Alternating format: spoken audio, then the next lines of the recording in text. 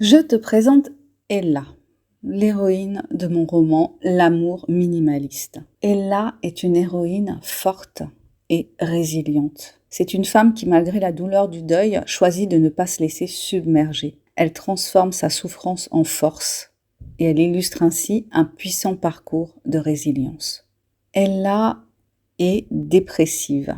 Elle est dépressive parce qu'elle est en deuil. Elle est en deuil de son mari qu'elle aimait infiniment et qu'elle aime toujours infiniment au début du roman.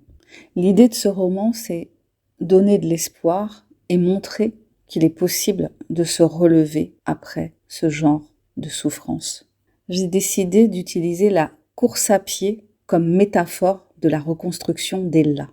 Dans mon roman, chaque foulée devient un symbole de dépassement de soi. Le sport n'est pas juste un décor, mais c'est pour Ella un outil de guérison, un canaliseur d'émotions et de transformation intérieure.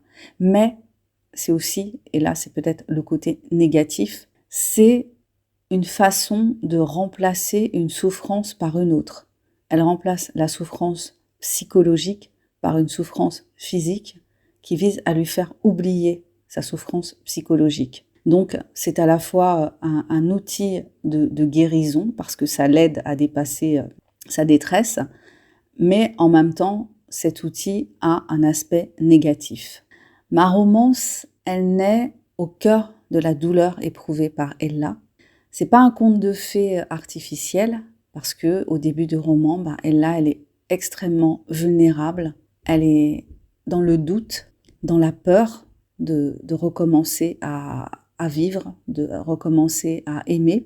Et il lui faut du temps pour se reconstruire. Elle a besoin de ce temps-là. Et c'est ce dont elle doit faire prendre conscience à Léo, qui est tombé éperdument amoureux d'elle. Je pense que Ella est une héroïne authentique. Elle est également émouvante. Mon récit, je pense qu'il est inspirant, qu'il porte de l'espoir, qu'il peut toucher profondément les lecteurs qui ont traversé des épreuves, et ceux qui n'en ont pas traversé aussi. Il montre qu'il y a une lumière après l'obscurité, on entre dans la lumière. On peut réapprendre à vivre, on peut réapprendre à aimer, et puis redémarrer. Une histoire d'amour après une histoire qui a déjà été très intense, très forte, stabilisante. On peut retrouver ce sentiment-là et puis prendre ce risque-là de nouveau. Le style de mon histoire, le style de mes écrits, en tout cas de cet écrit-là, je pense qu'il est sensible et qu'il est plein de vie. J'ai eu le retour que mon écriture a été fluide, plongée dans l'âme de mes personnages, dans l'univers intérieur d'Ella.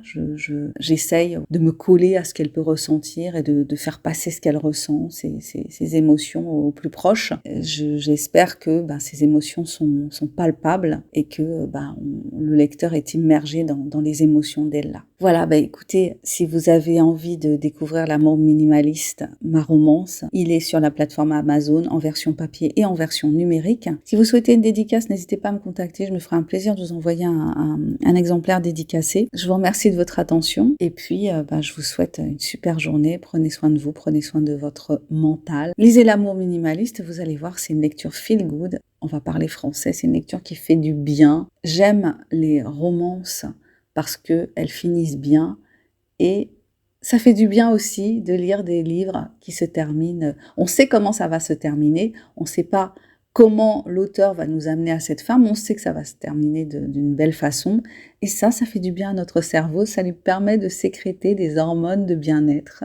Et on sécrète aussi des hormones d'attachement, parce que même si ce sont des personnages de fiction, on s'attache à eux. Je vous remercie, je vous dis à bientôt pour le prochain partage. Prenez soin de vous, prenez soin de votre mental, vibrez haut et faites des choses qui vous font du bien et qui font du bien aux autres.